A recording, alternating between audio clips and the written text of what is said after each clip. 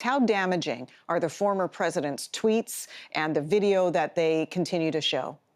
Well, this is really a very devastating collection of evidence. Even for people who followed day by day the argument that President Trump made from the election day and even before the election day through January 6th, encouraging people to stand up and fight and protest and otherwise try to block the certification of Joe Biden's win. It's really a devastating case. We're now seeing today not only all of the tweets and the rally statements that he made, but we're also seeing things like the extent to which people who were permitting the march were changing things to set things up with the president. We're looking at individual activists and groups like Proud Boys and others who had been coordinating with the White House in terms of how to set things up, in terms of people who were involved in a whole series of events, including violent events before the election. I mean, it really is a devastating case with information that has not been publicly disclosed before. Dalia, the question, though, is as compelling as some of this video is and the tweets, when you see them all together like that, and they've been very effective in sort of making their case and putting forward a presentation that's very powerful. At the end of the day, will it make a difference? Will enough Republican senators decide to impeach the former president?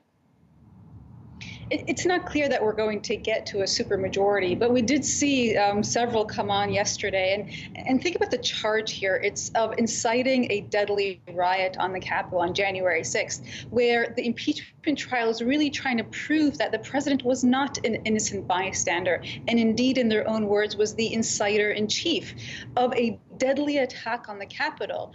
Representative Raskin, in a very emotional statement yesterday, followed up by saying what might have looked like as chaos and madness, he says, there was actually a method to this madness. There was actually a strategy. And the video montage was depicting that this is not something that just by spontaneously happened, but it was planned, it was followed through on, and that there's a direct link between the president and the violence.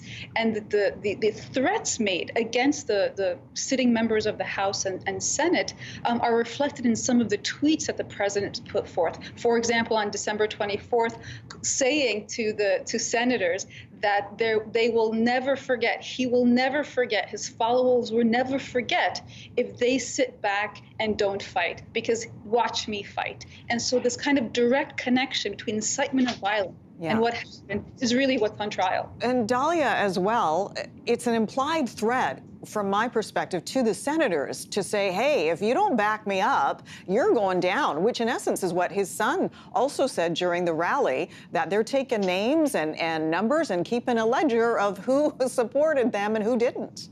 Well, think about it like this. What the then Majority Leader McConnell was able to do was not let the House, the Senate get back into session.